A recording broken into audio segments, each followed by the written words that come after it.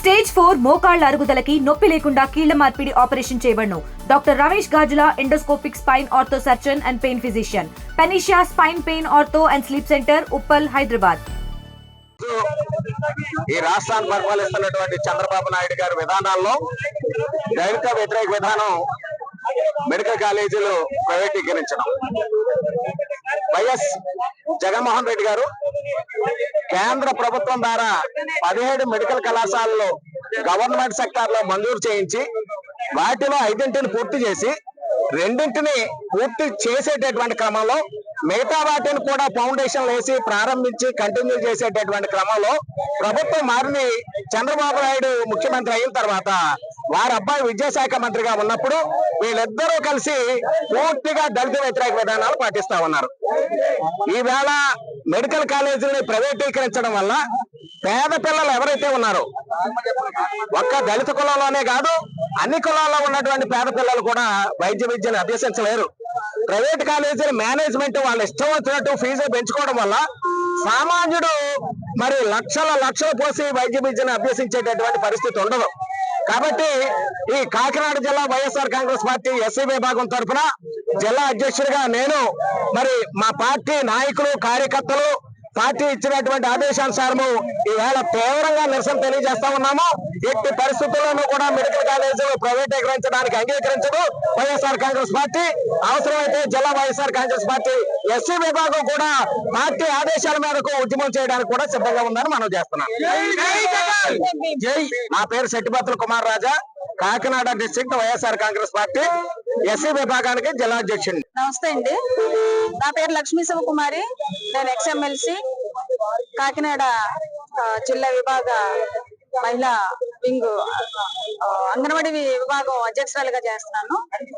ఈరోజు మరి ఏదైతే ఈ కూటమి పరిపాలన ఈ రాష్ట్రానికి అందిస్తున్నటువంటి దుర్మార్గమైనటువంటి పరిపాలనలో భాగంగా ఏదైతే పేదవాడికి వైద్య శాస్త్రాన్ని అందుబాటులో తెచ్చారో జగనన్న, దానిని మరి రాజకీయంగా ఈ రోజు పేద పిల్లలు ఎవరు కూడా మరి వైద్యులు కాకూడదు, డాక్టర్స్ కాకూడదు అనేటువంటి ఏదైతే దుర్మార్గమైనటువంటి ఆలోచనతో ఈ రోజు ఉన్నటువంటి 17 మెడికల్ కాలేజీలని ప్రైవేటీకరణ చేయడానికి కూటమి ప్రభుత్వం సిద్ధపడి ఉందో దానికి నిరసనగా ఈ రోజు ప్రతి రాష్ట్రం అంతా కూడా ప్రతి చోట దళిత సంఘాలు మా వినతిని, మా బాధని, మా గోడుని, అంటే ఒక ఎస్సీ కులాల్లోనే కాదు దళిత కులాల్లో ఉన్నటువంటి పేద విద్యార్థులే కాదు ప్రతి కులంలో ఉన్నటువంటి పేద విద్యార్థులు కూడా నష్టపోతున్నటువంటి ఒక మహా భయంకరమైనటువంటి ఆలోచన మాలో కలిగినప్పుడు మరి ఈ రోజు రాష్ట్రం అంతా కూడా జగన్మోహన్ రెడ్డి గారు జగనన్న ఇచ్చినటువంటి పిలుపు మేరకు అన్ని చోట్ల కూడా దళిత సంఘాల వారు ఈ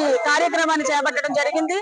దీనిని ఎవరికి చెప్పుకోవాలంటే ఈ కూటమి ప్రభుత్వం అసలు ఎవరు పేదవాడిని మాట వినే పరిస్థితిలో లేదు. మా దేవుడు, మా దైవము, మాకు రాజ్యాంగ స్ఫూర్తిని అందించినటువంటి మహానుభావుడు, మహానీయుడు ఒక డాక్టర్ బిఆర్ అంబేద్కర్ గారికి మరి మా వినతి అందించాలని, మా గోడు చెప్పాలని, మా బాధ వినిపించాలని ఈ రోజు రాష్ట్రం అంతా కూడా ఉబ్బెత్తిన మరి ఈ పోరాటంలో అందరూ పాల్గొనడం జరిగింది.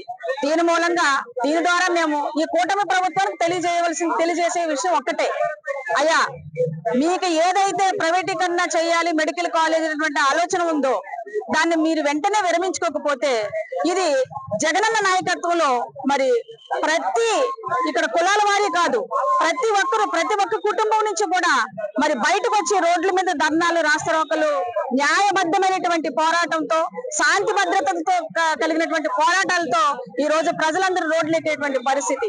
ఆ పరిస్థితిని మీరు తీసుకొచ్చారు కాబట్టి ఈ రోజు ప్రజలందరూ ఆందోళన చెందుతున్నారు. దయచేసి మీరు వెనక్కి తీసుకోవాలి మీ ఆలోచన. ఈ 66 మరి సంవత్సరాల లీజ్ ఏదైతే ఉందో అసలు లీజే కాదు, ప్రైవేటీకరణ వద్దని ఈ సమయంగా ఈ మా డాక్టర్ బిఆర్ అంబేద్కర్ గారి దగ్గర నుంచి మేము మా వినతిని నిర్ణయించుకోవడం జరుగుతుంది. తెలుగులో న్యూస్ కి ఫాస్టెస్ట్ యాప్ ఇప్పుడు టోటల్లీ న్యూ అవతార్లో జస్ట్ 5 seconds లో కంప్లీట్ న్యూస్. సోషల్ మీడియాలో ట్రెండ్స్ కి one stop solution. Live TV app voice search option తో ఇప్పుడే డౌన్లోడ్ చేయండి లేదా అప్డేట్ అయిపోండి. యాప్ లింక్ డిస్క్రిప్షన్ లో ఉంది.